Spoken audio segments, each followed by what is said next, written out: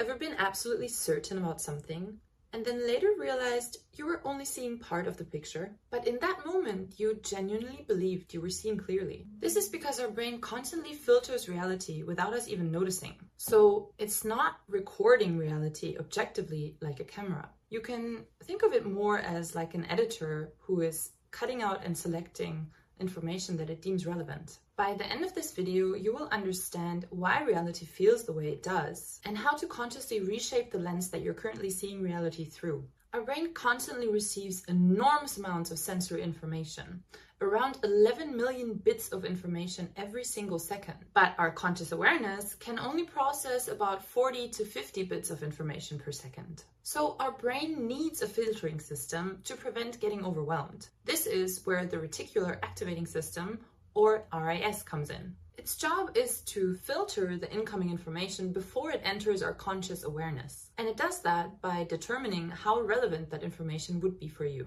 So the RAS is designed to be efficient, but that means that it doesn't necessarily reflect the objective truth. And there's another mechanism that helps our brain create our perception of reality.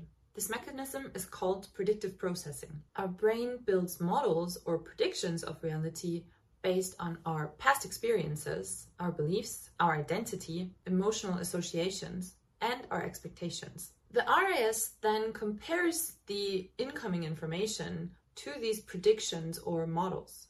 The matching information becomes easier to accept and integrate, while the information that does not match these models gets rejected, ignored, or minimized. That means that we never fully experience objective reality, but instead a filtered fraction of reality based on what we expect to experience. That also explains why people can experience the same situation in completely different ways based on what feels relevant, believable, or threatening to them.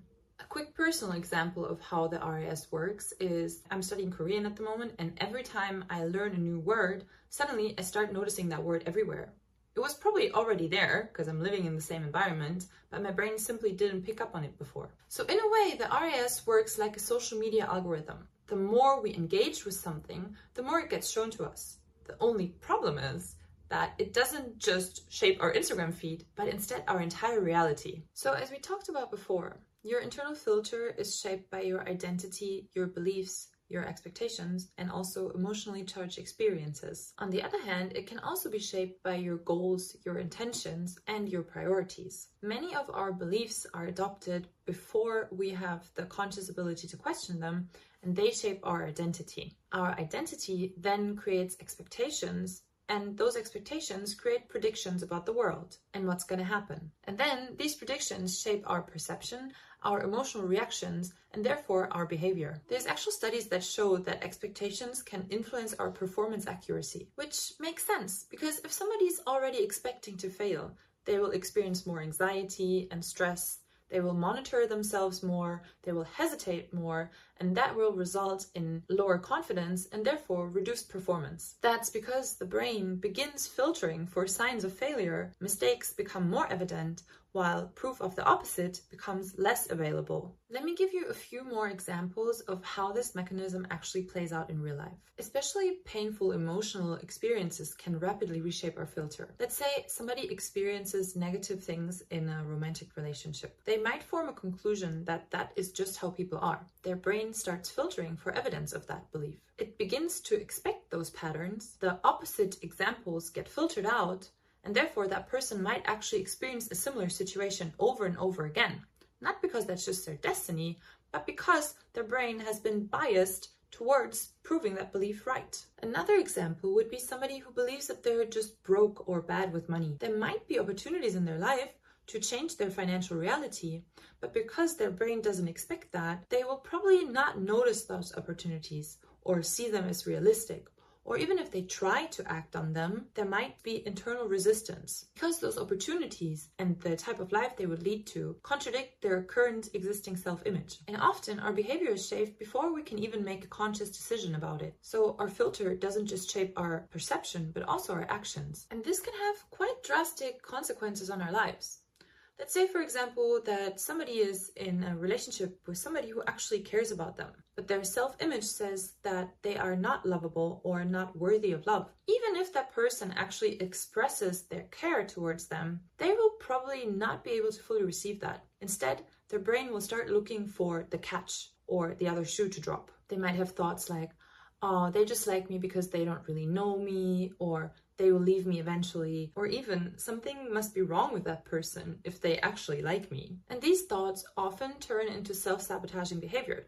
That person might start testing their partner, pulling away, creating emotional distance, or trying to protect themselves against future rejection. Eventually, their partner will probably start responding to that behavior, and it might even lead to the anticipated consequence of actually getting rejected. Now, to that person, it might feel like reality actually confirmed their belief again, but in reality, it was their expectation that ended up creating or co-creating that outcome. The good news is your goals, intentions, and priorities can also help influence your internal filter. They can act as conscious entry points into what the brain treats as relevant. What you repeatedly focus on becomes easier to notice. And then your brain begins filtering for what aligns with your current priorities. An example for that would be when I decided to start making this video, suddenly I started noticing bits of information that I wanted to include in the video everywhere. That information already existed, but because it became relevant to me, my filter suddenly started pointing them out to me. So it is absolutely possible to consciously reshape your internal filter. You can do that through awareness, repetition, evidence, and emotional reinforcement. I recommend not starting with beliefs that feel completely impossible or out of reach, but rather with things that you can already find as evidence in your current life, because the brain responds more strongly to that than to repeated affirmations that have no real emotional basis for you. If you would like to go a lot deeper into this topic, I recommend the book Psycho-Cybernetics by Maxwell Maltz. In it, he also recommends looking for proof of your belief in your previous experiences or trying practices like visualization, because the nervous system responds similarly to them as to actual life experiences. There's even studies that show that practicing actions in your mind can actually improve physical performance and strengthen neural pathways connected to this performance without practicing the action physically. In one specific study, participants were instructed to mentally practice throwing a basketball, and in the end, their performance and their accuracy improved through mental rehearsal alone. It works because the brain responds to vividly imagined experience as actual meaningful input. So here are the steps to adopt a new belief. Start looking for already existing evidence that confirms this belief.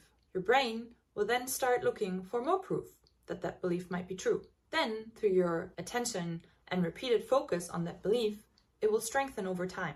That's because the more you focus on something, the more your brain starts treating it as relevant. So you might want to start adopting new beliefs, like things always work out for me, I am supported, I can trust myself, I can find a solution for anything. Because the more you practice those beliefs, the more your brain will start adopting them and start collecting evidence that they are true. If there's a belief that has genuinely helped you in your life, I would love for you to share it in the comment section. Some practical things you can do to reinforce your new belief systems are things like daily gratitude practices, where you try to remember things that you feel grateful for, or writing down good things that happened to you during the day or things that you achieved, even compliments that people gave you.